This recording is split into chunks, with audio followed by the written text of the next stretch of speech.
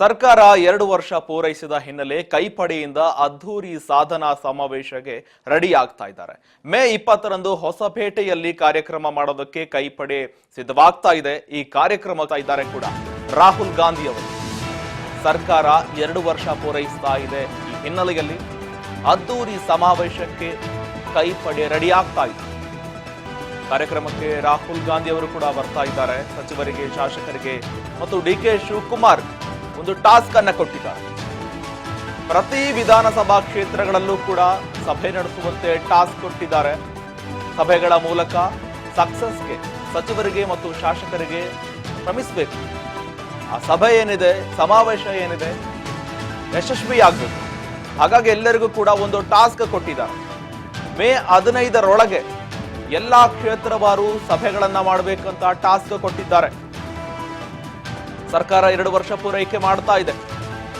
ಆ ಹಿನ್ನೆಲೆಯಲ್ಲಿ ಮೇ 20ರಂದು ಹೊಸಪೇಟೆಯಲ್ಲಿ, ವಿಜಯನಗರ ಹೊಸಪೇಟೆಯಲ್ಲಿ ಸಮಾವೇಶ ಮಾಡೋದಕ್ಕೆ ಕಾಂಗ್ರೆಸ್ ಪಡೆ ರೆಡಿ ಆಗಿದೆ. ಸಚಿವರಿಗೆ, ಶಾಸಕರಿಗೆ ಡಿಕೆ ಶಿವಕುಮಾರ್ ಒಂದು ಟಾಸ್ಕ್ ಕೊಟ್ಟಿದ್ದಾರೆ. ಮೇ 15ರೊಳಗೆ ಎಲ್ಲರೂ ಕೂಡ ನಿಮ್ಮ ಪ್ರತಿ ವಿಧಾನಸಭಾ ಕ್ಷೇತ್ರದಲ್ಲೂ ಕೂಡ ಸಭೆ ಮಾಡಬೇಕು. ಸಭೆ ಮಾಡಿ ಜನವನ್ನ ಸೇರಿಸುವ ಪ್ರಯತ್ನ ಮಾಡಬೇಕು. ವಿಶ್ವಾಸಕ್ಕೆ ತೆಗೆದುಕೊಳ್ಳಬೇಕು. ಕ್ಷೇತ್ರವಾರು ಸಭೆ ನಡೆಸಿ ಅಂತ ಟಾಸ್ಕ್ ಕೊಟ್ಟಿದ್ದಾರೆ. ಸಭೆಗಳ ಮೂಲಕ ಸಕ್ಸಸ್ಗೆ, ಈ ಕಾರ್ಯಕ್ರಮದ ಸಕ್ಸಸ್ಗೆ ಎಲ್ಲರೂ ಕೂಡ ಕಾರಣರಾಗಬೇಕು. ಎಲ್ಲರೂ ಕೂಡ ನಿಮ್ಮ ಪ್ರಯತ್ನವನ್ನ ಮಾಡಬೇಕು. ಸಚಿವರು, ಶಾಸಕರಿಗೆ ಈ ರೀತಿಯಾಗಿ ಟಾಸ್ಕ್ ಕೊಟ್ಟಿದ್ದಾರೆ. ಕೊನೆಗೂ ಕೈಪಡೆ ಅಂತೂ ಇಂತೂ 2 ವರ್ಷ ಪೂರೈಕೆ ಮಾಡಿದೆ.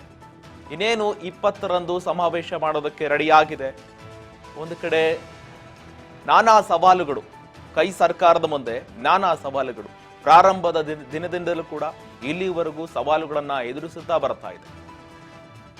ಪ್ರಾರಂಭದಲ್ಲೇ ಸಿಎಂ ಕುರ್ಚಿಗೆ 50-50 ಅನುಪಾತದ ಮೇಲೆ ಏನು ಅಧಿಕಾರವನ್ನ ಬಿಟ್ಕೊಡ್ಬೇಕು, ಜೊತೆಗೆ ಮೂಡಾ ಹಗರಣ, ವಾಲ್ಮೀಕಿ ಹಗರಣ, ಜೊತೆಗೆ ಬೆಸ್ಕಾಂ ಹಗರಣ, ಸ್ಮಾರ್ಟ್ ಮೀಟರ್ ಹಗರಣ, ನಾನಾ ಸವಾಲುಗಳನ್ನ ಎದುರಿಸುತ್ತಾ ಸರ್ಕಾರ ನಡೆಸ್ತಾ ಇದೆ.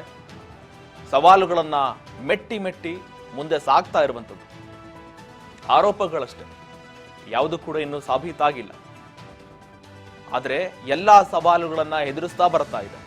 ಜೊತೆಗೆ ಒಂದು ಕಡೆ ಡಿಕೆ ಶಿವಕುಮಾರ್ ಜೊತೆಗೆ ಕೆಪಿಸಿಸಿ ಅಧ್ಯಕ್ಷ ಸ್ಥಾನವನ್ನು ಕೂಡ ಬಿಟ್ಟು ಕೊಡಬೇಕು ಅಂತ ಕೂಡ ಅದು ಕೂಡ ಒಂದು ಸವಾಲಾಗ್ತಾ ಇದೆ. ಯಾಕಂದ್ರೆ ಕೆಪಿಸಿಸಿ ಪಟ್ಟಕ್ಕೂ ಕೂಡ ಮತ್ತೊಬ್ಬ ನಾಯಕನನ್ನ ಹುಡುಕ್ತಾ ಇದ್ದಾರೆ. ಜೊತೆಗೆ ಸಿಎಂ ಸ್ಥಾನವನ್ನ ಮತ್ತೊಬ್ಬರಿಗೆ ಕೊಡಬೇಕಾಗುತ್ತೆ ಅಂತ ಕೂಡ ಒಂದು ರೀತಿಯಾಗಿ, ನಾನಾ ರೀತಿಯಾಗಿ ಸವಾಲುಗಳು ಕಾಂಗ್ರೆಸ್ ಸರ್ಕಾರ ಎದುರು ನೋಡ್ತಾ ಕೊನೆಗೂ ಕೂಡ ಈಗ 2 ವರ್ಷ ಪೂರೈಕೆ ಮಾಡ್ತಾ ಇದೆ. 2 ವರ್ಷ ಪೂರೈಕೆ ಮಾಡುವ ಹಿನ್ನೆಲೆಯಲ್ಲಿ ವಿಜಯನಗರದಲ್ಲಿ ಒಂದು ಅದ್ದೂರಿಯಾದ ಸಮಾವೇಶ ಮಾಡೋಣ ಅಂತ ರೆಡಿ ಆಗಿದೆ. ಹಾಗಾಗಿ ಕೈಪಡೆ ನಾಯಕರಿಗೆ, ಎಲ್ಲ ಸಚಿವರು, ಶಾಸಕರುಗಳಿಗೆ ನಿಮ್ಮ ವಿಧಾನಸಭಾ ಕ್ಷೇತ್ರಗಳಲ್ಲಿ ಒಂದು ಸಭೆ ಮಾಡಿ ಜನರನ್ನ ವಿಶ್ವಾಸಕ್ಕೆ ತೆಗೆದುಕೊಂಡು ಆ ಸಮಾವೇಶ ಏನು ನಡೆಯುತ್ತೆ 20ರಂದು, ಆ ಸಮಾವೇಶ ಯಶಸ್ವಿಯಾಗಿ ನಡಿಬೇಕು. ಹೀಗಾಗಿ ಎಲ್ಲರೂ ಕೂಡ ಒಂದು ಸಭೆ ಮಾಡಿ ಅಂತ ಒಂದು ನಿರ್ಧಾರಕ್ಕೆ ಬರಲಾಗ್ತಾ ಇದೆ. ವಿಜಯನಗರದಲ್ಲಿ ಮೇ 20ರಂದು ಸಭೆ ನಡೆಯುತ್ತೆ. ಈ ಬಗ್ಗೆ ಹೆಚ್ಚಿನ ಮಾಹಿತಿ ಕೊಡ್ತಾರೆ ನಮ್ಮ ಪ್ರತಿನಿಧಿ ಬಸವರಾಜ್ ಸಂಪರ್ಕದಲ್ಲಿದ್ದಾರೆ. ಬಸವರಾಜ್, ಈಗಾಗಲೇ 2 ವರ್ಷ ಪೂರೈಕೆ ಮಾಡ್ತಾ ಇದೆ ಕಾಂಗ್ರೆಸ್ ಸರ್ಕಾರ. ಹಲವು ಸವಾಲುಗಳನ್ನ ಎದುರಿಸ್ತಾ, ಹಲವು ಹಗರಣಗಳ ಆರೋಪಗಳು ಕೂಡ ಎಲ್ಲವನ್ನು ಕೂಡ ಎದುರಿಸ್ತಾ ಕೊನೆಗೂ ಕೂಡ 2 ವರ್ಷ ಪೂರೈಕೆ ಮಾಡಿದೆ. ಈ 2 ವರ್ಷ ಪೂರೈಕೆ ಮಾಡಿದ ಹಿನ್ನೆಲೆಯಲ್ಲಿ ವಿಜಯನಗರದಲ್ಲಿ ಒಂದು ಅದ್ದೂರಿಯಾದ ಸಮಾವೇಶಕ್ಕೆ ರೆಡಿ ಆಗ್ತಾ ಇದೆ. ಈ ಬಗ್ಗೆ ಹೆಚ್ಚಿನ ಮಾಹಿತಿ ಕೊಡೋದಾದ್ರೆ ಬಸವರಾಜ್. ಈಗಾಗಲೇ ಕಾಂಗ್ರೆಸ್ ಸರ್ಕಾರ ರಚನೆಯಾಗಿ ಮೇ 20ಕ್ಕೆ 2 ವರ್ಷ ಪೂರೈಕೆ ಆಗುವಂಥದ್ದು. ಹಾಗಾಗಿ ಬೃಹತ್ ಮಟ್ಟದ ಒಂದು ಸಮಾವೇಶ ಮಾಡಬೇಕು ಅನ್ನುವಂತಹ ಲೆಕ್ಕಾಚಾರದಲ್ಲಿ ಕಾಂಗ್ರೆಸ್ ಪಕ್ಷದ ನಾಯಕರು ಇರುವಂತದ್ದು.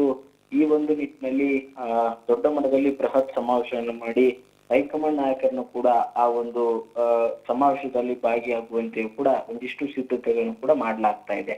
ಎಐಸಿಸಿ ಅಧ್ಯಕ್ಷರಾಗಿರ್ತಕ್ಕಂಥ ಮಲ್ಲಿಕಾರ್ಜುನ್ ಖರ್ಗೆ ಅವರು ಮತ್ತೆ ಏನು ರಾಜ್ಯ ಕಾಂಗ್ರೆಸ್ ಉಸ್ತುವಾರಿ ಆಗಿರ್ತಕ್ಕಂಥ ಸುರ್ಜೇವಾಲಾ ಮತ್ತೆ ಈಗಾಗಲೇ ರಾಹುಲ್ ಗಾಂಧಿ ಅವರನ್ನು ಕೂಡ ಕಾರ್ಯಕ್ರಮಕ್ಕೆ ಆಹ್ವಾನ ಕೂಡ ಮಾಡ್ಲಿಕ್ಕೆ ಡಿಸಿಎಂ ಡಿಕೆ ಶಿವಕುಮಾರ್ ಅವರು, ಸಿಎಂ ಸಿದ್ದರಾಮಯ್ಯ ಅವರು ಕೂಡ ಸಿದ್ಧತೆ ಮಾಡಿಕೊಳ್ತಿದ್ದಾರೆ ಅನ್ನುವಂಥದ್ದು ಕೂಡ ಸದ್ಯಕ್ಕೆ ಮಾಹಿತಿ ಸಿಗ್ತಾ ಇದೆ. ಈಗಾಗಲೇ ಒಂದು ಬೃಹತ್ ಕಾರ್ಯಕ್ರಮದಲ್ಲಿ 1,00,000 ಜನರಿಗೆ ಹಕ್ಕುಪತ್ರ ವಿತರಣೆಯನ್ನ ಕಾರ್ಯಕ್ರಮ ಕೂಡ ಹಮ್ಮಿಕೊಂಡಿರ್ತಕ್ಕಂಥದ್ದು. ಏನು ಹಟ್ಟಿ, ಹಾಡಿ, ತಾಂಡಾಪಾಳ್ಯ, ಮಜುರೆ ಗ್ರಾಮಗಳ ಪರಿವರ್ತನೆ ಮಾಡ್ತಕ್ಕಂಥದ್ದು ಕೂಡ ಪ್ರಣಾಳಿಕೆಯಲ್ಲೂ ಕೂಡ ಅವರು ಕೊಟ್ಟಿದ್ರು. ಅದರಂತೆ ಅವುಗಳ ಒಂದು ಕಾರ್ಯಕ್ರಮದ ಅಡಿಯಲ್ಲೇ ಹೊಸಪೇಟೆಯಲ್ಲಿ ಒಂದು ದೊಡ್ಡ ಮಟ್ಟದ ಕಾರ್ಯಕ್ರಮವನ್ನು ಮಾಡ್ಲಿಕ್ಕೆ ಕೂಡ ಮುಂದಾಗಿರ್ತಕ್ಕಂಥದ್ದು. ಕಂದಾಯ ಗ್ರಾಮಗಳನ್ನಾಗಿ ಪರಿವರ್ತಿಸಿ ಅವರಿಗೆ ಹಕ್ಕುಪತ್ರ ವಿತರಣೆ ಮಾಡ್ಲಿಕ್ಕೂ ಕೂಡ ಈ ಒಂದು ಕಾರ್ಯಕ್ರಮದಲ್ಲಿ ಹಮ್ಮಿಕೊಂಡಿರ್ತಕ್ಕಂಥದ್ದು. ಹಾಗಾಗಿ ಈಗಾಗಲೇ ಸಚಿವರಿಗೆ ಮತ್ತೆ ಶಾಸಕರಿಗೆ ಕೂಡ ಸಿಎಂ ಡಿ.ಕೆ. ಶಿವಕುಮಾರ್ ಅವರು ಕೂಡ ಒಂದು ಟಾಸ್ಕನ್ನು ಕೊಟ್ಟಿರ್ತಕ್ಕಂಥದ್ದು. ಏನು ಈಗಾಗಲೇ ಬೇರೆ ಬೇರೆ ಹಟ್ಟಿ ಈ ಒಂದು ತಾಂಡಗಳು ಇದ್ದಾರೆ, ಅವುಗಳನ್ನ ಕಂದಾಯ ಗ್ರಾಮಗಳನ್ನಾಗಿ ಪರಿವರ್ತಿಸಿ ಅವರಿಗೆ ಹಕ್ಕುಪತ್ರ ಏನ್ ಕೊಡ್ಲಾಗ್ತದೆ ಅಂತಹ ಗ್ರಾಮಗಳ ಒಂದು ವಿಧಾನಸಭಾವಾರು ಕೂಡ ಸಭೆಗಳನ್ನ ಸೇರಿಸಿ ಅಗತ್ಯವಿರ್ತಕ್ಕಂಥ ಅವ್ರಿಗೆಲ್ಲಾ ದಾಖಲೆನ ಕೊಟ್ಟು ಅವುಗಳನ್ನ ಎಲ್ಲ ಕೂಡ ಒಂದು ಮೇ 20 ಕೂಡ ಎಲ್ಲವನ್ನು ಬಗೆಹರಿಸಿಕೊಳ್ಬೇಕು ಅನ್ನುವಂತಹ ನಿಟ್ಟಿನಲ್ಲಿ ಕೂಡ ಈಗಾಗಲೇ ಸಚಿವರಿಗೆ ಮತ್ತೆ ಶಾಸಕರಿಗೆ ಕೂಡ ವಿಧಾನಸಭಾ ಮೇ 20ನೇ ತಾರೀಕಿಗೆ ಸಾಧನ ಸಮಾವೇಶ ಇರ್ತಕ್ಕಂಥದ್ದು. ಅದರ ಒಳಗೆ ಅಂದ್ರೆ 15ನೇ ತಾರೀಕಿನ ಒಳಗಾಗಿ ನೀವೆಲ್ಲ ವಿಧಾನಸಭಾವಾರು ಕ್ಷೇತ್ರಗಳನ್ನ ಸಭೆ ನಡೆಸಿ ಯಾವ್ಯಾವ ಒಂದು ಕುಟುಂಬಗಳಿಗೆ ನೀವು ಕೊಡಬೇಕು ಆ ಪತ್ರವನ್ನ ಕೊಟ್ಟು ಬೃಹತ್ ಮಟ್ಟದ ಕಾರ್ಯಕ್ರಮ ಏನು 20ನೇ ತಾರೀಕಿಗೆ ಮಾಡಲಾಗ್ತದೆ ಅಲ್ಲಿ ಅದಕ್ಕೆ ಚಾಲನೆ ಕೂಡ ಕೊಡಲಾಗಿದೆ. ಎಲ್ಲ ಹಕ್ಕುಪತ್ರ ವಿತರಣೆ ಕೂಡ ಹೈಕಮಾಂಡ್ ನಾಯಕರು ಕೂಡ ಬಂದು ಮಾಡಲಿದ್ದಾರೆ ಅನ್ನುವಂಥದ್ದನ್ನ ಕೂಡ ಈಗಾಗಲೇ ಸಿಎಂ ಡಿ.ಕೆ. ಶಿವಕುಮಾರ್ ಅವರು ಕೂಡ ಏನು ಪಕ್ಷದ ಎಲ್ಲ ಸಚಿವರಿಗೆ ಮತ್ತೆ ಶಾಸಕರಿಗೆ ಕೂಡ ಕಟ್ಟುನಿಟ್ಟಿನ ಸೂಚನೆ ಕೊಟ್ಟಿರ್ತಕ್ಕಂಥದ್ದು.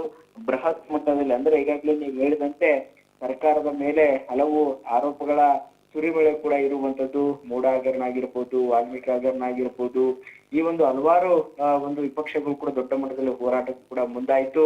ಅವುಗಳ ನಡುವೆ ಒಂದಿಷ್ಟು ಬೆಲೆ ಏರಿಕೆ ಆಗಿರ್ಬೋದು, ಇವುಗಳನ್ನ ಎಲ್ಲವನ್ನು ಕೂಡ ಒಂದಿಷ್ಟು ಜನರಿಗೆ ಒಂದು ಸರ್ಕಾರದ ಯೋಜನೆಗಳು ಮತ್ತೆ ಸರ್ಕಾರ ಸಾಧನೆಯನ್ನು ಕೂಡ ಮಾಡಿದೆ ಅನ್ನುವಂಥದ್ದನ್ನ ಎತ್ತಿ ಹಿಡಿಯುವ ಮುಖಾಂತರ ಆ ಒಂದು ಆರೋಪಗಳಿಗೆ ಒಂದು ತಿರುಗೇಟನ್ನು ಕೊಡುವಂತಹ ಪ್ರಯತ್ನಕ್ಕೆ ಮತ್ತೆ ವಿಪಕ್ಷಗಳಿಗೂ ಕೂಡ ತಿರುಗೇಟು ಕೊಡುವಂಥದ್ದು ಮತ್ತೆ ಸರ್ಕಾರ ಒಂದು ತಮ್ಮ ಗ್ಯಾರಂಟಿಗಳ ಜೊತೆಗೆ ಅಭಿವೃದ್ಧಿ ಕಾಮಗಾರಿಗಳಿಗೆ ಮತ್ತೆ ಜನರ ಸಮಸ್ಯೆಗಳಿಗೆ ಸ್ಪಂದನೆ ಕೊಡುವಂತಹ ಪ್ರಯತ್ನವನ್ನ ಮಾಡಿದೆ ಅನ್ನುವಂಥದ್ದನ್ನ ತೋರ್ಪಡಿಸುವಂತಹ ಪ್ರಯತ್ನಕ್ಕೆ ಕಾಂಗ್ರೆಸ್ ಪಕ್ಷದ ನಾಯಕರು ಒಂದು ಮೇ 20ನೇ ತಾರೀಕಿಗೆ ಸಾಕ್ಷಿ ಆಗಲಿದ್ದಾರೆ. ಹಾಗಾಗಿ ಹೈಕಮಾಂಡ್ ನಾಯಕರನ್ನ ರಾಹುಲ್ ಗಾಂಧಿ ಅವರನ್ನ, ಮಲ್ಲಿಕಾರ್ಜುನ್ ಖರ್ಗೆ ಅವರನ್ನ ಎಲ್ಲರನ್ನೂ ಕರೆಸುವ ಮುಖಾಂತರ ದೊಡ್ಡ ಪ್ರಮಾಣದಲ್ಲಿ ಈ ಸಮಾವೇಶ ಮಾಡ್ಲಿಕ್ಕೆ ಸಿದ್ಧತೆಯನ್ನು ಕೂಡ ಮಾಡಲಾಗ್ತಾ ಇದೆ. Srikanth. Okay, thank you Basavaraj ನಿಮ್ಮೆಲ್ಲ ಮಾಹಿತಿಗಾಗಿ.